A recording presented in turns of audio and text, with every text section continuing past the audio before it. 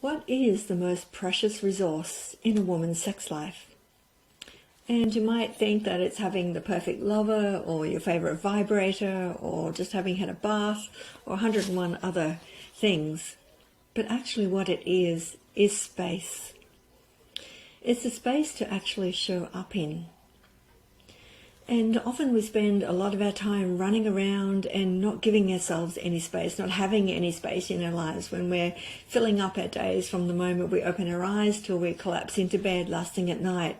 And that's the modern lifestyle, really. And we bring that same attitude with us into the bedroom. And it's like when we do that, we're bringing tension and we're bringing a lot of busyness in our minds. And that's when our bodies react to the idea that they don't have enough time either. And so then what happens is we resort to this place of going into our minds and creating a predestined experience. We don't actually believe that it's okay to give ourselves time, to give ourselves space. And the thing about sex from this place is that it's often truly unfulfilling. And that doesn't inspire us to seek sex again anytime soon. We don't realize how much tension we carry in our bodies into the act of sex because we're so used to feeling tense and stressed. We have no idea how much stress and tension we're actually carrying. And so how can we expect our bodies to open fully and allow pleasure to show up when we haven't got any room inside of us for that to happen? And we even create tension, carry tension in our muscles and in the connective tissues of our bodies that allow our bodies to hold themselves in all sorts of unhelpful and preconditioned ways, ways that don't allow pleasure to move through our bodies, ways that actually can create pain and suffering and limitation. And this tension often leads us to a feeling of being unsafe, or at the very least, not knowing what feeling fully safe is.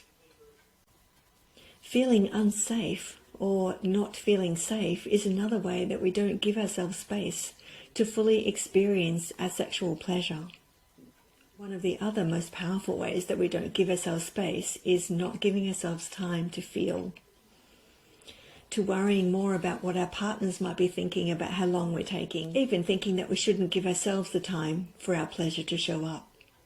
And when we do that, we just can override ourselves and go into that place, well, it doesn't really matter, it's probably not going to happen this time anyway. And on top of that is our partner's pleasure is more important, isn't it? And that is so sad. And then we blame our bodies for not performing in the ways that we want them to.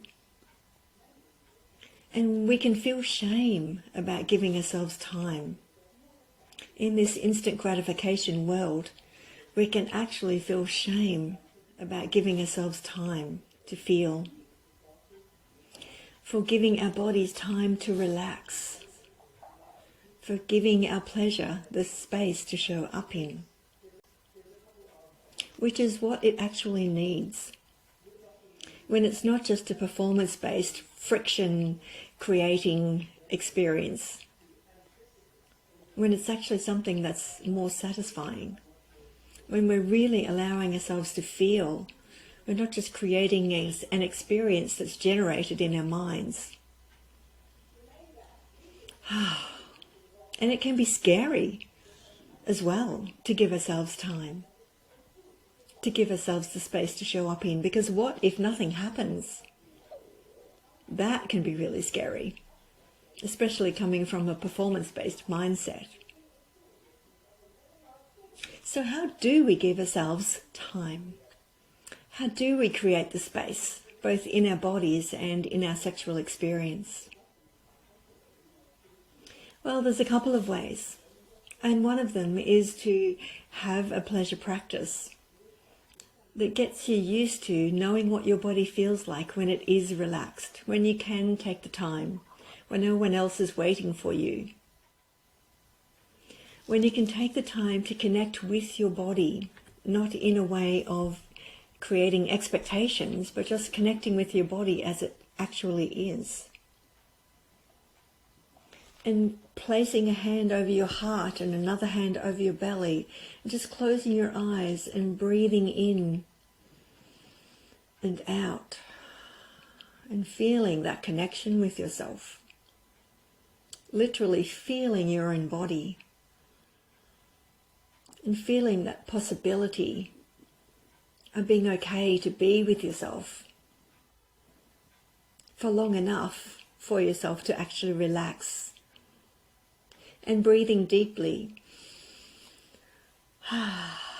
because breathing deeply gives a very deep message to your body that it's safe, because your body has enough room to breathe. It's not in a state of fright or flight. It actually has enough space to breathe. So deep breathing gives your body this message of safety and possibility. You can even do this if you're with a lover, and letting them know that it's you're taking the time to really show up.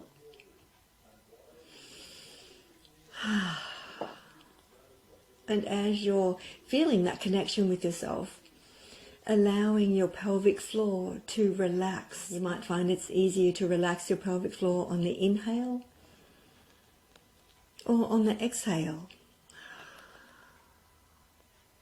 And to help that relaxation happen, you can imagine that your pelvic floor is in a diamond shape, and there's a diamond-shaped block of chocolate there.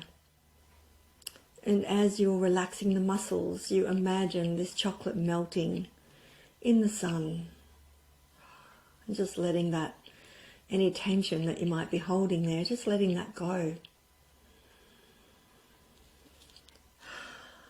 And feeling safe and relaxed in your body, feeling that connection with yourself can help you to move through the shame, to move through that conditioning, to move through any fear that you might be carrying about giving yourself the space.